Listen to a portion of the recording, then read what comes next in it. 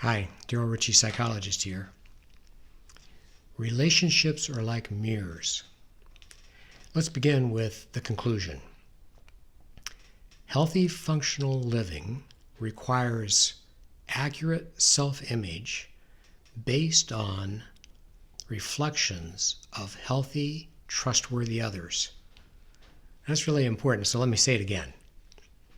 Healthy, functional living requires accurate self-image based on reflections of healthy, trustworthy others. We were made for relationship, and without it we don't do very well.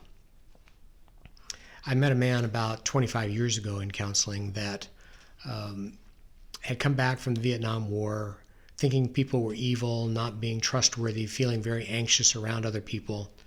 So he decided to retreat into the woods.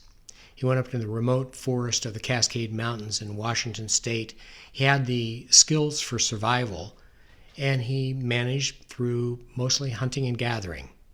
Every few months, he would gather the pelts that he had gained and take them down and sell them to a relative for a few dollars in order to buy the essentials that he needed to go back into the remote forest again.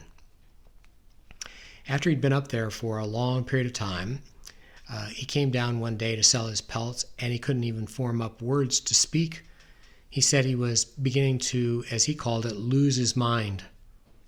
He decided it wasn't healthy for him to stay out like that, so he came back into society to try to connect with other people and overcome the barriers that were keeping him from healthy interaction, like his anxiety and depression and mistrust.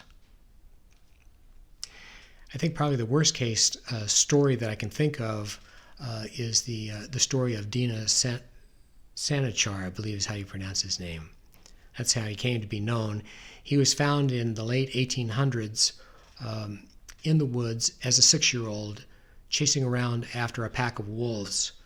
Rudyard Kipling used that story to write Jungle Book, and most recently Disney put it into a movie called Mowgli. You may be familiar with it. But the movie is nothing like the real story. The real story is that Dina was captured, brought in to be with human beings. They tried to rehabilitate him, so to speak. He never learned to speak.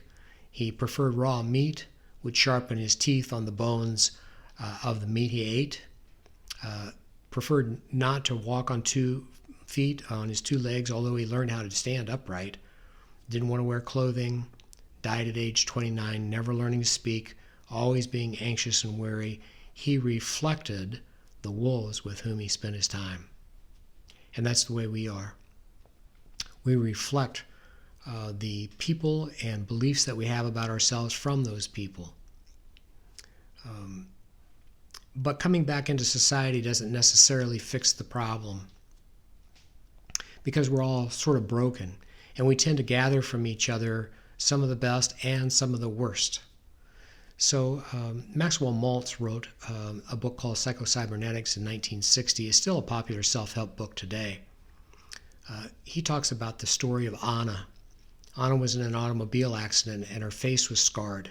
And she came to Dr. Maltz, who was a cosmetic plastic surgeon, in order to have it removed.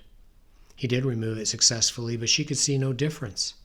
He'd show her the before pictures, and she would look in the mirror, and she said, "Well, I see the difference, but I don't feel any different." With some exploration, he discovered that she had been rejected by a fiancé sometime before the accident.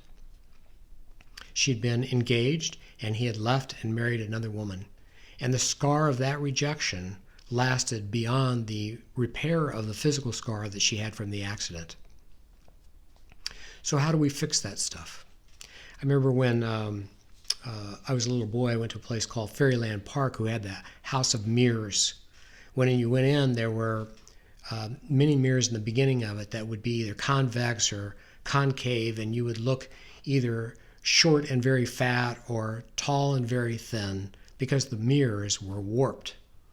Then the rest of the House of Mirrors was much like a maze, but it was covered with mirrors, so you couldn't see where the turns were, and you were constantly bumping into yourself trying to figure out where could you actually follow through a passageway.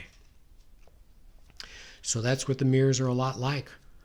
We can be engaged with other people, but The image that we see of ourselves in them may be warped.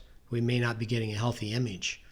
The other option is to do self-introspection, to do introspection, and maybe doing that over and over and over again, we get just lost in the maze, bruising ourselves in the process. But there are some things that we can probably do about it. One of the things is to try to address the barriers that keep us from healthy relationship. We may have been caused through unhealthy relationship to have things like depression, anxiety, trauma, chemical dependencies. But maybe a first step would be for us to address those things as kind of the symptomatic overlay that keeps us from being able to have healthy relationship. This is a big topic, and we're probably not going to be able to address it all today. But I will bring up one idea that might be in your control that could be of help. It's referred to sometimes as self-fulfilling prophecy. And what it means essentially is that the views that I have of you will produce in me an attitude toward you that's likely to draw that view out of you.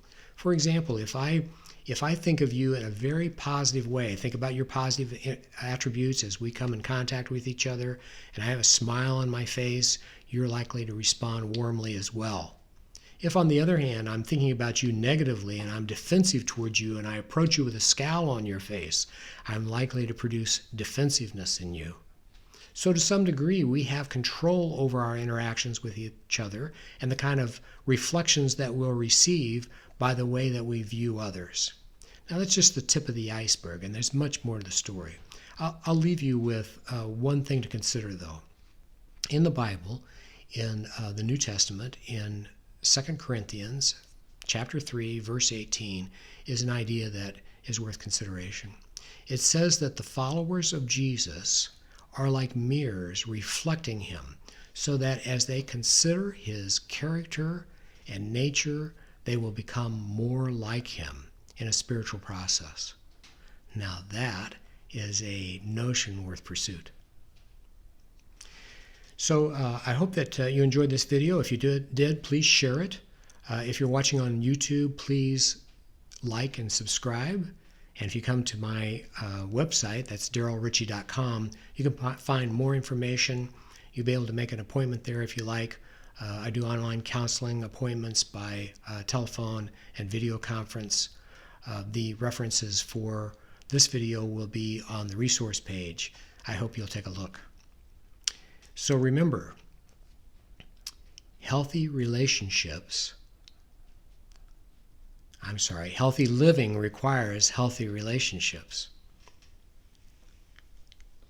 because relationships are like mirrors. Thanks for watching.